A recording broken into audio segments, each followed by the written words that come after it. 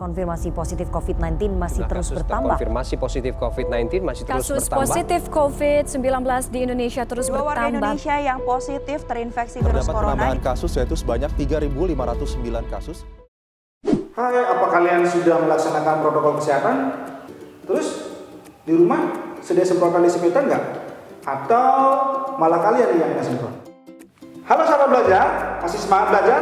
Mudah-mudahan kalian tetap semangat ya dan tetap jaga kesehatan walaupun di tengah pandemi COVID-19. Hari ini kita akan belajar fisika bersama saya, Budi Juliarta. Anyway, ngomongin masalah semprot-menyemprot, kita mestinya berterima kasih loh dengan Bernoulli. Jadi, sekarang kita bisa menikmati berbagai hal hasil penerapan prinsip fluida. Ya, kayak semprotan desinfektan tadi, parfum kalian, pompa air, turbin angin, bahkan sampai pesawat terbang. Loh, kok turbin angin? Kok pesawat terbang? Bukannya fluida itu cair ya? No, bukan ya. Jadi semua yang mengalir, baik itu cair maupun gas, itu termasuk fluida. Jadi air juga termasuk, minyak juga termasuk, begitu juga udara. Tapi emang udara mengalir? Cek this out. Nah, untuk menjawab pertanyaan tadi, apakah udara itu mengalir atau tidak, kita lihat videonya. Setelah mengalami reaksi antara soda kue dan cuka, ternyata balon itu mengembang. Itu menandakan bahwa udara juga dapat mengalir. Oke, di video kali ini kita akan belajar apa itu fluida ideal, apa itu persamaan kontinuitas, dan apa itu persamaan Bernoulli. Meskipun kita tinggal di physical universe, yang mana kita harus berpura-pura menganggap sesuatu yang tidak terjadi itu sudah terjadi. Terlebih lagi kita akan membahas konsep fluida, yang mana kita ketahui bahwa fluida itu bergerak dinamis. Jadi banyak hal yang terjadi pada fluida itu dalam waktu yang bersamaan, sehingga dalam penerapan konsepnya kita anggap bahwa fluida itu adalah ideal. Tapi you know lah, di dunia ini tidak ada yang bersifat ideal. Jadi yang pertama, kita anggap fluida itu tidak termampatkan atau kita sering sebut dengan incompressible.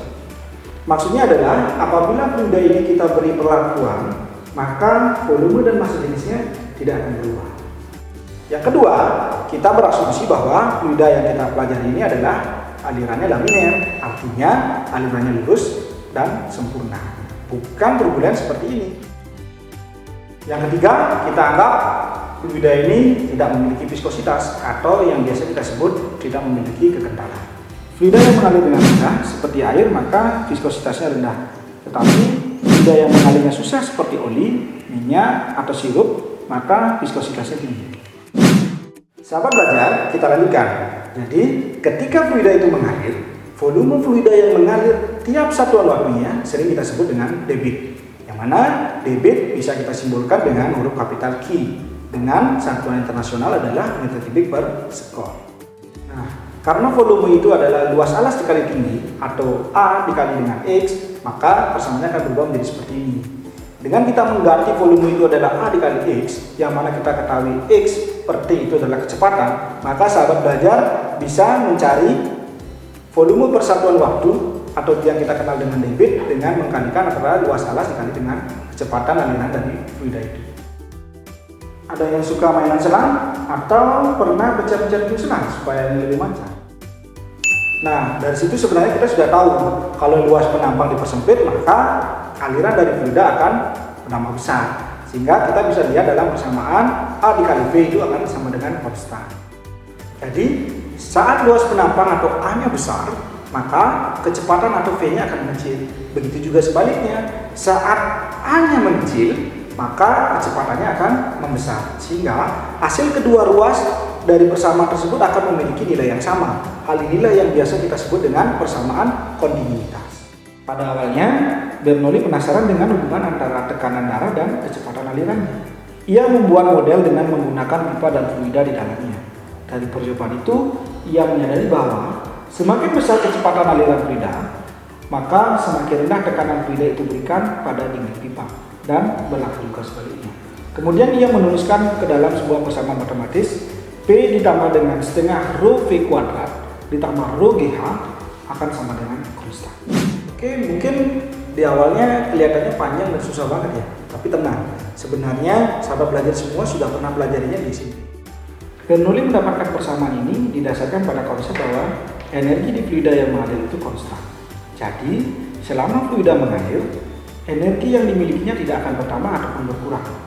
Energi pada fluida yang dinyatakan Bernoulli ada 3 jenis. Yang pertama, energi yang berkaitan dengan tekanan.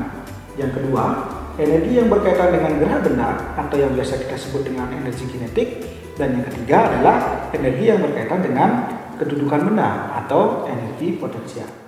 Untuk lebih jelasnya, dalam kita mempelajari fluida dan lebih mudahnya kita dalam mempelajari fluida, kita menggunakan massa jenis dibandingkan massa. Oleh karena itu, persamaan energi tadi kita akan bagi dengan volumenya, sehingga akan menghasilkan dalam bentuk persamaan menggunakan massa jenisnya. Sehingga persamaannya akan sama dengan persamaan Bernoulli tadi. Energi total di setiap titik fluida itu memiliki nilai yang sama. Karena salah satu bentuk energi itu bertambah, maka bentuk energi lainnya akan berkurang. Hal inilah yang biasa kita sebut dengan energi bersifat kekal. Nah, ini maksud persamaan Bernoulli tadi. Jadi, semakin besar kecepatan aliran fluida pada pipa, maka semakin rendah tekanan yang fluida itu berikan pada dinding pipa, dan itu berlaku sebaliknya. Oke sahabat belajar, bagaimana kira-kira? Sudah mampu memahami materi terkait dengan fluida dinamis? Jika belum, mari kita berlatih mengerjakan soal terkait dengan fluida dinamis. Mari kita lihat soalnya. Air dialirkan melalui pipa seperti pada gambar. Pada titik 1 diketahui dari pengukuran kecepatan airnya memiliki kecepatan sebesar 3 meter per sekon dan tekanannya sebesar 12.300 Pascal. Pada titik 2, pipa memiliki ketinggian 1,2 meter lebih tinggi dari titik pertama dan mengalir dengan kecepatan 0,75 meter per sekon. Dengan menggunakan hukum Bernoulli, tentukan besar tekanan pada titik 2. Oke sahabat belajar, bagaimana? Bisa memperoleh jawabannya? Mudah bukan? Atau sahabat belajar masih bingung? Oke, kalau bingung tenang saja. Kita akan bahas bagaimana pembahasan soal yang tadi. Check this out. Nah, setelah sahabat belajar menuliskan apa yang diketahui dan apa yang ditanya pada soal, sahabat belajar bisa menuliskan persamaan dasar dari apa yang ditanyakan. Karena dari soal kita bisa lihat bahwa yang digunakan adalah persamaan dari Bernoulli. Jadi kita tulis P ditambah setengah rho V kuadrat ditambah rho GH itu akan sama dengan konstan. Namun perlu diperhatikan sahabat belajar, pada titik 1 tidak memiliki ketinggian sehingga A1-nya sama dengan 0. Sehingga energi potensial pada titik pertama kita tuliskan sama dengan 0 atau bisa kita eliminasi. Sehingga persamaannya akan berubah menjadi P1 ditambah setengah rho 1 V1 kuadrat ditambah rho 1 GH1 sama dengan P2 ditambah dengan setengah rho 2 V2 kuadrat ditambah dengan rho GH2. Selanjutnya kita kumpulkan besaran tersebut dengan yang sejenis, sehingga besar P2 dapat kita cari dengan P2 sama dengan P1 ditambah setengah rho 1 V1 kuadrat dikurangi dengan setengah rho 2 V2 kuadrat dikurangi dengan rho 2 GH2. Karena fluida yang mengalir pada titik 1 dan titik 2 adalah fluida yang sama, jadi sahabat belajar ingat, karena fluida yang digunakan adalah fluida yang sama, maka massa jenis pada pipa pertama dan massa jenis pada pipa kedua itu bernilai sama. Sehingga persamaan tersebut dapat ditulis sebagai berikut. P2 sama dengan P1 ditambah setengah rho dalam kurung V1 kuadrat min V2 kuadrat dikurang rho GH2. Oke, sekarang kita tinggal masukkan angka sesuai dengan besar yang diketahui, sehingga sahabat belajar akan menemukan hasil bahwa tekanan pada titik 2 sebesar 4080 Pascal. Oke, bagaimana sahabat belajar? Mudah bukan? Nah, sekarang sahabat belajar sudah tidak bingung lagi, karena sahabat belajar adalah anak-anak yang luar biasa. Sahabat belajar, itulah tadi pembelajaran tentang penerapan prinsip fluida dinamis dalam teknologi. Nah, jangan lupa ulang terus video ini agar sahabat belajar bisa memahami baik itu konsep maupun latihan-latihan soalnya. Oke sahabat belajar, sampai di sini video pembelajaran kita hari ini. Sampai jumpa pada video-video selanjutnya dan Om Santi Santi Santi Om.